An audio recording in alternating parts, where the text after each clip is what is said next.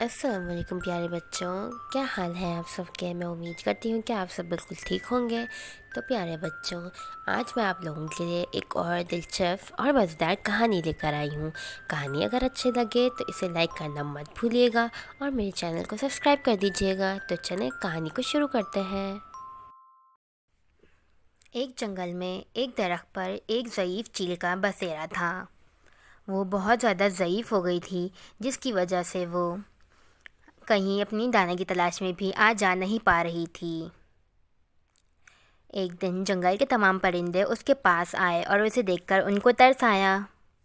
تو انہوں نے کہا کہ دوست، ہم تمہاری تکلیف سمجھ سکتے ہیں کہ تم بہت بزرگ ہو چکی ہو اور اب تم اپنے دانے کی تلاش میں نہیں جا سکتی۔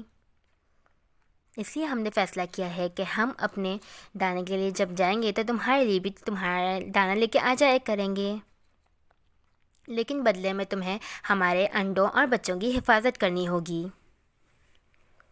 یہ سنتے ہی چیل نے ان کی بات مان لی اور اس دن کے بعد سے چیل ان کے بچوں اور انڈوں کی درخت پر بیٹھ کے حفاظت کرنے لگی۔ وقت گزرتا گیا اور ایک دن ایک مکار بلی اس درخت کے نیچے آئی اور کہنے لگی کہ لگتا ہے آج تو میری عید ہے، جو پرندے اپنے بچوں اور انڈوں کو چھوڑ کر چلے گئے ہیں۔ یہ سوچتے ہی وہ درخت کے اوپر چڑھنے لگی۔ اسے دیکھ کر پرندوں کے بچے بہت زور زور سے چیخنے لگے۔ تو چیل نے ان کی آواز سنی اور کہنے لگا، کون ہے؟ کون آیا ہے؟ آج تم اسے بچ نہیں پاؤ گے۔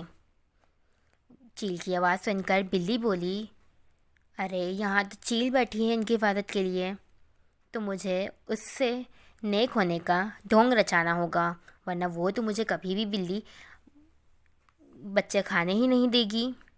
یہ سوچتے ہی بلی اس چیل کے پاس جا کے کہنے لگتی ہے کہ دوست، میں یہاں آنے سے پہلے بہت زیادہ شکار کر کے کھا چکی ہوں۔ اس نے بزرگ چیل سے کہا کہ مجھے ایک بزرگ نے کہا ہے کہ اگر تم اپنے یہ گناہ مٹانا چاہتی ہو تو تم کسی چیل کے پاس بیٹھ کر اس سے نصیحتیں لو۔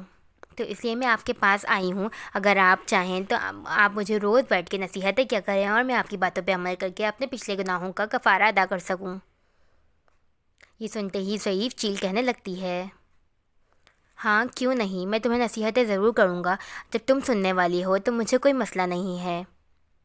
اور اس طرح وہ بلی روز اس ضعیف چیل سے نصیحتیں سننے کے بہانے آتی اور ایک ایک کر کے بہت ہی معصومیت سے جا کر پرندوں کے انڈے اور بچے کھانے لگی۔ ضعیف چیل کی نظریں بہت کمزور ہو چکی تھیں، اس لیے اسے پتہ ہی نہیں چلتا کون کیا کر رہا ہے۔ اپنے بچوں کو مرتا دیکھ کے پرندے بہت پریشان ہوئے اور انہوں نے سوچا کہ شاید کوئی سانپ آ کر ہمارے بچے کھا جاتا ہے۔ یہ سوچ کر وہ چپ ہو گئے۔ مگر ایک دن ایک پرندے کو خیال آیا کہ کہیں خدا نہ کرے یہی چیل ہی تو ہمارے بچوں کو نہیں کھاتی۔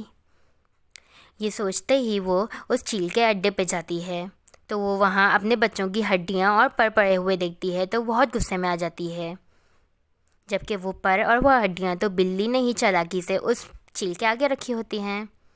تو وہ پرندوں کو آ کر بتاتی ہیں اور وہ پرندے غصے میں جا کے اس چیل کے پاس کہتے ہیں کہ ہم نے تمہیں بے بس سمجھ کر تم سے ہمدردی کی اور تم نے ہمارے ہی بچوں کو کھا لیا۔